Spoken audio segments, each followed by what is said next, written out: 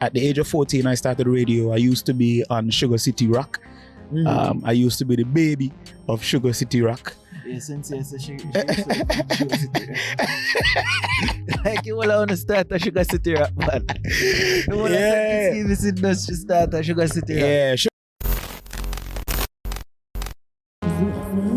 I tolerate men. We live in a risky world, you know? Yeah. The Perspectives podcast is brought to you by TruVybz Island Prints. For the best quality t-shirts and prints, TruVybz is your only choice. The Perspectives podcast is also brought to you by Jaay Tattoo. For clean tattoos like these, book your appointments today. Caribbean Soul Media presents Ome and Bag. This is a stage play taking place on the 23rd of April in Marriott's Ballroom. This dramatic play is a journey of emotional impact, surprising turns, and an appeal for us as a nation to move past divided politics that ruin lives and into a new era of growth and forgiveness. The performance combines singing, acting, and dancing to convey a significant message and leave a lasting impression. For the price of only $100 EC, you can get your tickets at www.caribbeansoulmedia.com. Trust me, it's an experience you don't want to miss. Welcome back to Perspectives Media Active. As you can see, people, we are back this week. We are back at Vibes Beach Bar. Isn't it? But this time I decided to take it outside. Isn't it? Find a bad little bench. You know what I mean? I don't know, so we're outside again. You know what I mean? On the Perspectives Media Active. Isn't it? As you can see, I don't even need to introduce, I guess. Yeah. Introduce yourself to the Perspectives family. Yeah, man, you don't know about Rucas HE, high energy. Some people say His Excellency, but I say high energy. You don't know. Yeah, man, you don't know. It's me. You know it's me, Mr. HE. Hear that, people? Mr. HE. So introduce yourself to the people. Who are you? What are you about, Mr. HE? Well, Rucas HE is an artist, a soca artist here in St. Kitts and Nevis. Rucas HE is also a brand here in St. Kitts and Nevis, a household name, some may say, here in St. Kitts and Nevis as it pertains to music and the arts and being one of the creatives here in St. Kitts and Nevis. Right. You say some may say, I don't think anybody can deny that. You know what I mean? So how did you get into music? What was your start in music? My start in music was my father, actually. Hey. My father was a DJ, and growing up around my father, you know, I got involved in music at a very, very early stage. And when I say early, I mean as early as 6 years old. Yeah, as early as 6 years old. Like I started to DJ and stuff like that. Started to learn about beats per minute, bars, and these different things, because these things are very essential whenever you are talking about music, and especially as a DJ. And I am still young, but I came up in the era when records were still around. Right. That's not young. Yeah, man. No, like I actually caught the last days of it. Yeah. Okay, you know, because okay. look, as simple as it seems, right? Record did not go out of the business a long time ago, eh? Like right. I came up when 45s were still around. You know, and my father had the turntables and stuff like that. You know, even though I didn't get the chance to mix on them, yeah, I've seen them around. Yeah. Because of my father being a DJ. You know, so that's basically where my music career started. That was my entry level into the music. Right. So from age 6, when you say you entered into music, what did you enter into music as at that point? Well, I entered into music as a DJ. The DJ. Yeah, I entered as a DJ, and my DJ name at that time was DJ Wiley. Am I laughing? DJ Wild. Yeah, and let me explain why. Mhm. DJ Wild, because at that time I was into the wild music. I was into the wilders, as we call St. Kitts music. Wilders. Like the first time I hear that last week. Well, the interview recorded last week. I'm not sure exactly what it is, but Chubby from college say the music when him do a wilders music. Wilders. Yeah. So yeah, I was known at that time as DJ Wild. Yeah. Because me just love to play wild music. Me love to mix wild music. You know, and I was, I was still young, so of course, love the band vibes and love the energy of the music, and so like I got interested in that, and maybe around the age of 8, I started playing for small backyard parties and stuff like that. Yo, trust me, right? My father basically used to put me to do things at a very young age. Like I couldn't even reach the mixer. I used to have to use beer box and thing. What? Yeah. I used to So, I used to got to use beer box to be able to see what's going on and be able to mix and stuff like that. But I started to learn at that age, and around that time I had sound like Top Ranks International, DJ Yard used to be around as well, DJ Sicko, MK. All these guys used to be around, and my father basically used to, I want to say that he used to have a DJ school. No, trust me. Right. He used to teach people how to play music. So I grew up around that. Fair enough. So at what point now did you take music serious? Like it's a music what me go into as a career? I want to say that I took music serious maybe about 2014. What happened in 2014 that made you take music serious? Let me give the backstory on this one. So at that time I would have been in Grandmasters band. So wait. But how did you transition from DJ Wild to end up in a band? Okay. So you want me to start with that story? Yeah, okay. That's the story. So how I transitioned from being a DJ and then going into a band, I used to be on radio. Right. So I started radio at the age of 14. Right. At the age of 14, I started radio. I used to be on Sugar City Rock. I used to be the baby of Sugar City Rock. Yeah, since Sugar City Rock. Like you all want to start a Sugar City Rock, man. You want to see this industry start a Sugar City Rock. Yeah, Sugar City Rock is well, it was the foundation for a lot of us, right. And it was my foundation as well. That's how I started radio, and I started to do radio through EK. Well, that's when it got. That's when I really had like the real interest when I started going around EK and stuff like that, and EK used to allow me to do 1 hour on the radio. He used to have something called the Caribbean Kino Drive, the Caribbean Lotto Kino Drive, from 4 to 5, and I used to go there, and I never used to talk. I just used to play music. Right. I never used to talk. I just used to play music on Sugar City for a good while. And then I got a graveyard shift on Saturdays. So I eventually got my own show. Started to do graveyard shift on Saturdays from 9 to 12. From 9 in the night to midnight.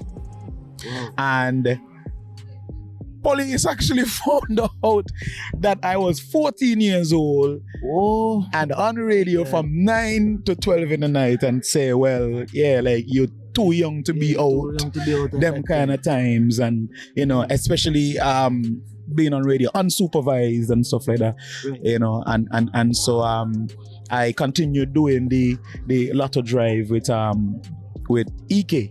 Okay. On Sugar City. So that's where I started. I started at 14 years old on radio, still going to high school, still in second form, Basti High School, and a lot of people in school didn't even know that I used to be on radio. Like, they just used to hear this person on radio, and like I would go to school and hear people talking about this guy on the radio, and so you never tell them. Why? Never. Why not? Because I found it interesting.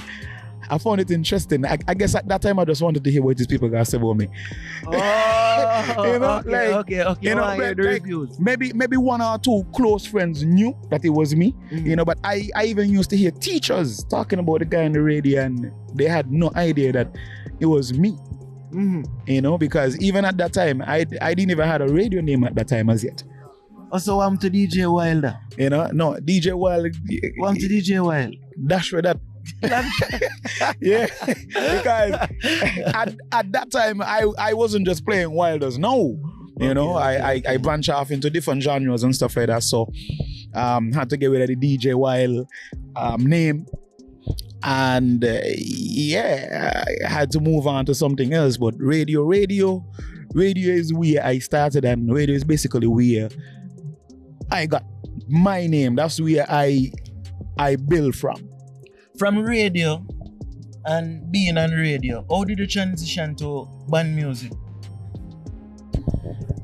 Okay, so some people may believe that Grandmasters is actually my first band, and I don't really share this story a lot. Not that it is not a story that I like to share, but I just think that people only know me from Grandmasters band. Caribbean Soul Media presents Ome and Bag. This is a stage play taking place on the 23rd of April in Marriott's Ballroom. This dramatic play is a journey of emotional impact, surprising turns, and an appeal for us as a nation to move past divided politics that ruin lives and into a new era of growth and forgiveness. The performance combines singing, acting, and dancing to convey a significant message and leave a lasting impression. For the price of only $100 EC, you can get your tickets at www.caribbeansoulmedia.com. Trust me, it's an experience you don't want to miss. But before Grandmasters band, I was in a band called Movements Band. It was kind of short-lived because it was only for a year. Right. But that is where I started my band career. And I can't quite remember which year it was, but actually, yeah, it was in 2006. 2006 was the year. Movements band. That band had Daddy Tusek as the rhythm man. We had Dexter on drums. We used to have Nietzsche B coming around. We had Buji. We had Charles Miller Jr. He was on guitar. And Ketty Dan. Wow.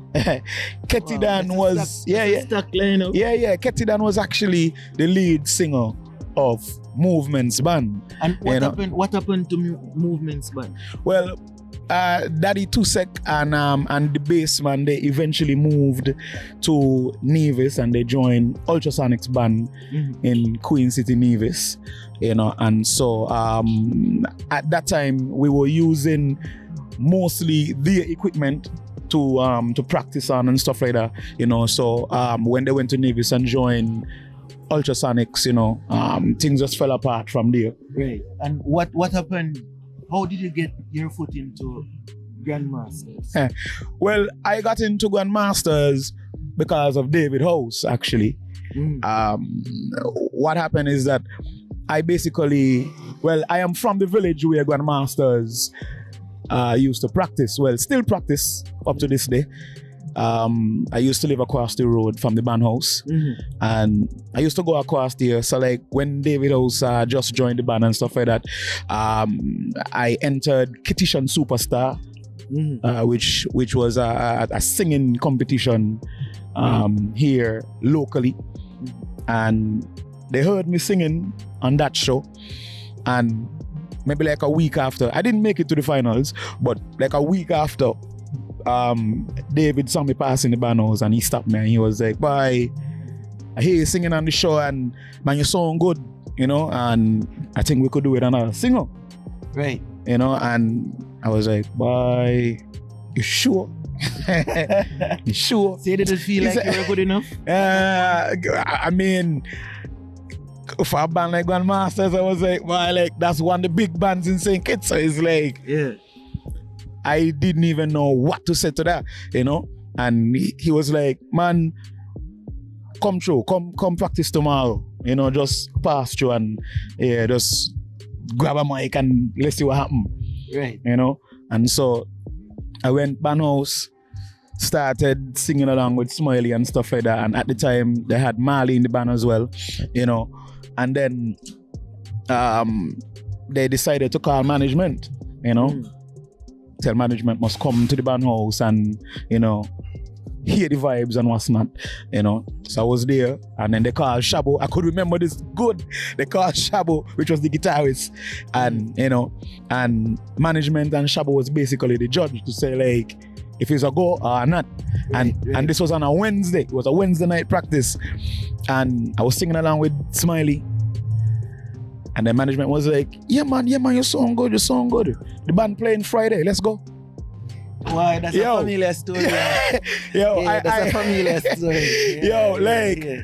So I practiced Wednesday night, and then Friday, the same week, was my first gig with Grandmasters in Saddlers. What was that like entering Grandmasters? What was the reception of Grandmasters fans? I got to talk from my end. I was frightened. It was scary. Right. Why? Because it's a different vibes for me. You know, it's a different vibes, and I don't know if it's because I know that Grandmasters is one of the big bands in St. Kitts, and I just felt like at that time, like people would have been looking for a lot. Right. And at that time I was doubting myself too, like I'm not sure if I could deliver what people might be looking for. Because whenever you see somebody go into one of these bands, it's like there's high expectations, you know? And why? It didn't come one time. It didn't. You had some moment. It didn't come one time at all. Yeah, so you had some moments. Yeah, I definitely did. Like, I used to run from the crowd and something, boy. Like, I used to run from them. I definitely used to run from them, you know. But over time, of course, things got a lot better. You know, I got a lot more braver, and things started to happen. Of course, with the guidance of who was already in the band. You know, started to get a little guidance and stuff like that. You know, and a little story for you as well. That same year when I joined Grandmasters, which would have been 2007, I joined Grandmasters in 2007, and when I joined that year, I had a song called Balance, and I brought the chant from Movements Band, but of course, when I got in Grandmasters, I did it on a different rhythm in Grandmasters Band. And even though I knew nothing about writing songs or anything at that point, like, I almost win road match. Yeah? Yeah. The next question I would ask you is, when did you get the first hit in Grandmasters? The first hit. So you would have said the song where you nearly win road match with is a hit? Well, I wouldn't consider it a hit, but it was a nice road match contender. at that time. But I would not consider it a hit, basically. What I would consider a hit for me would have been Walk Your Shift. Oh, so that you would say Walk Your Shift are the first hit for Rucas HE. Walk Your Shift was basically one of the songs that I considered to be a hit, which would have been my first. I mean, people might say other songs for me was a hit, but for me personally, 2016, Walk Your Shift, that was a hit for me. Like, I consider that to be my first hit.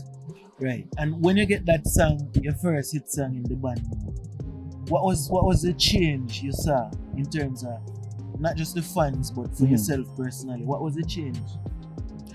Well, it was definitely different moving from there.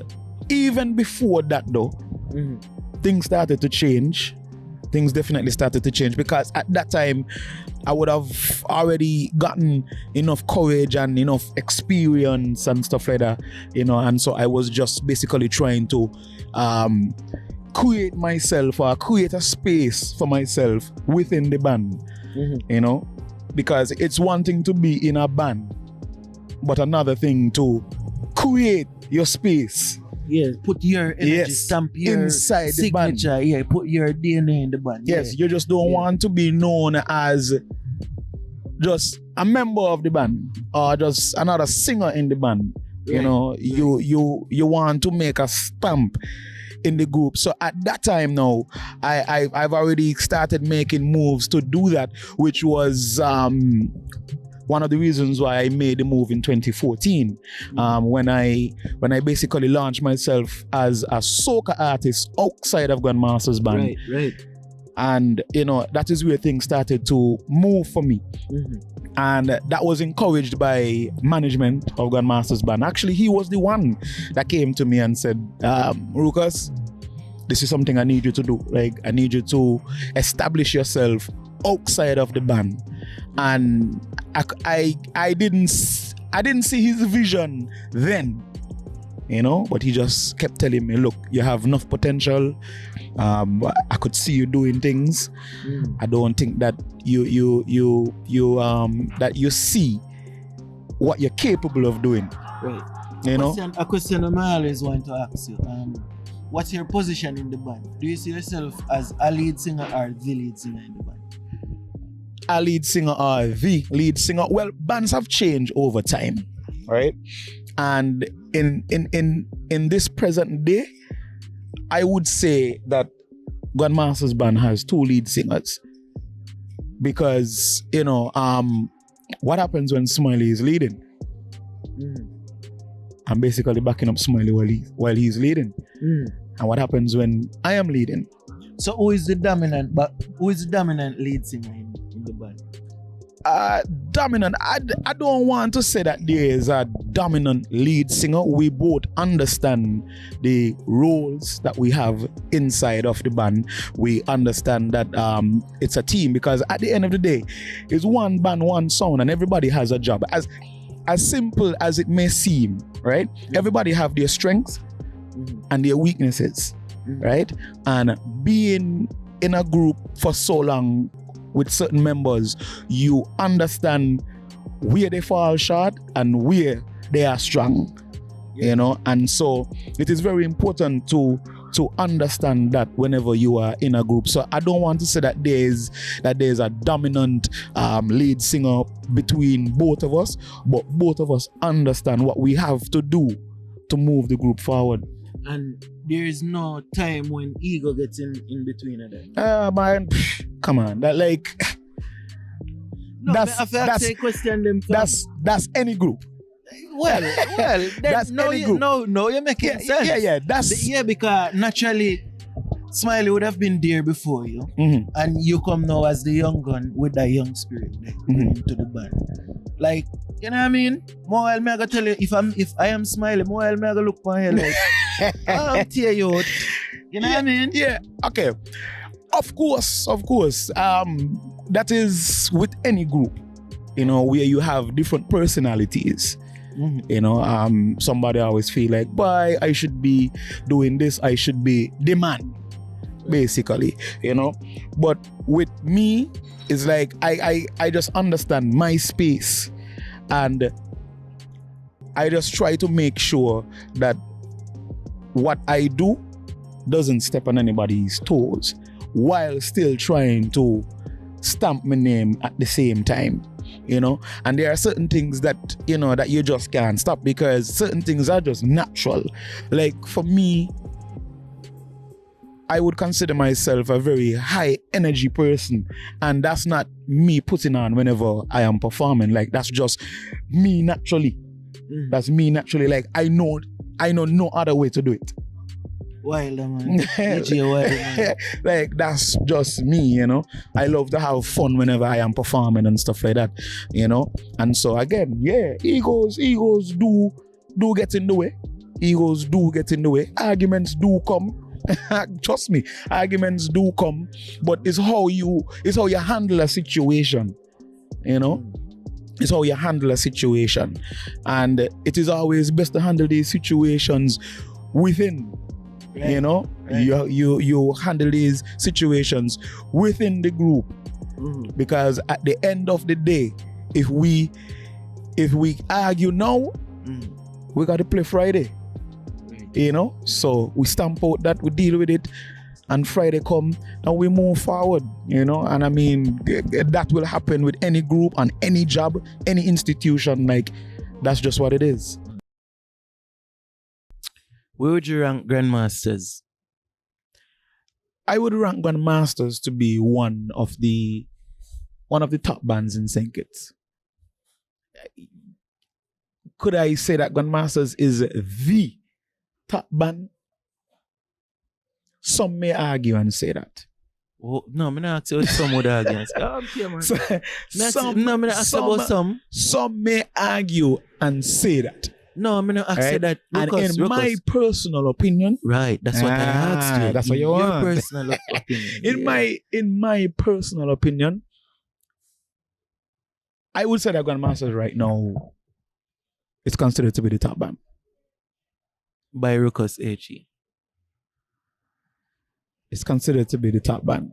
Not just by me. Not just by me. No. Rucas HE considers Grandmasters as the top band. I do. Definitely. Hoy, and I said nobody now believe it. Well, if they me say I beat it. Me and the pastor, me not go preach it to how we hold it down. Yeah, man, it's Dejour, and I mean giving you a different perspective on TruVybz Media. Easy.